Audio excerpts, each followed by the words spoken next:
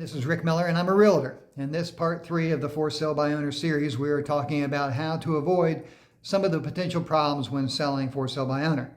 Like I said before, I don't mean to split my nose and spite my face, but the truth is not every situation requires a realtor. For example, if you're selling a property between family members or someone independently approaches you about a sale and you can mutually agree upon terms, they don't really need to have a realtor involved.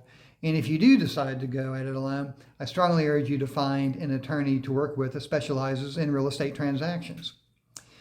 But I've got to remind you, it is also a well-known fact that sellers typically net 10 to 12% more money when they use a realtor to sell their property. That's my pitch. So let's move on. More than likely, the home will be subject to an appraisal. Different mortgage types require different appraisals.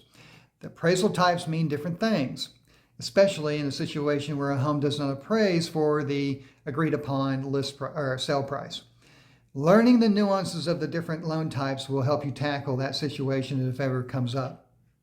Here's another critically important function I want you to be prepared for, and I hope this is not unique to my practice, but I vet every potential buyer that requests a showing of my listed properties.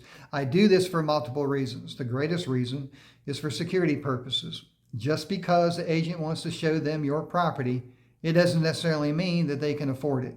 For this reason, I vet every potential buyer prior to their stepping in to your listing. You too can do the same thing. Ask for a copy of the pre-approval letter, not the pre-qualification letter, the pre-approval. There's a big difference between the two. Obviously, the organizing and managing of the showings can be both aggravating and time-consuming. The seller having to continuously prepare for these visits can also be stressful. Often, a realtor can help limit that traffic to certain times of the day or hold open houses to help circumvent some of these issues. A realtor can be instrumental in helping with this.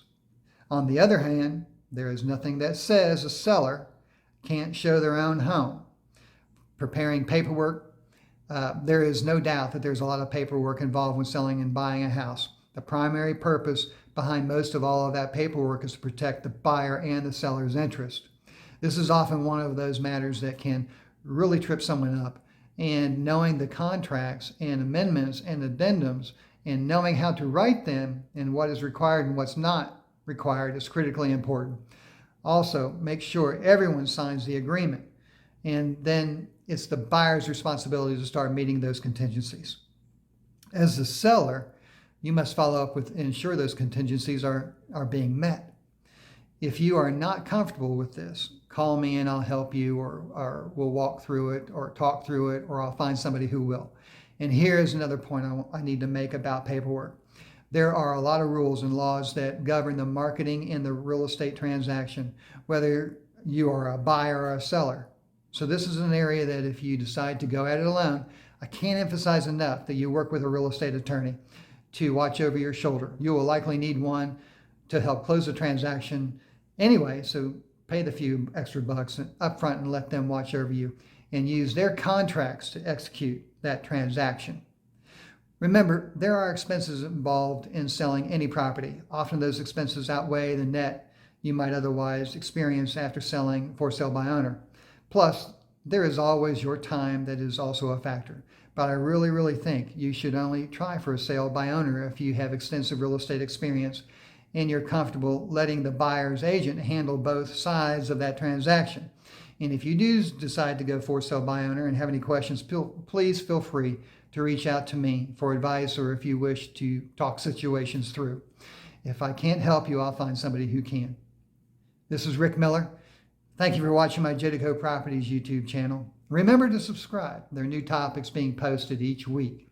I love hearing from you. So put those comments in the comments section. And if you're looking to sell, good luck with your sale. And if you're looking to buy, happy house hunting.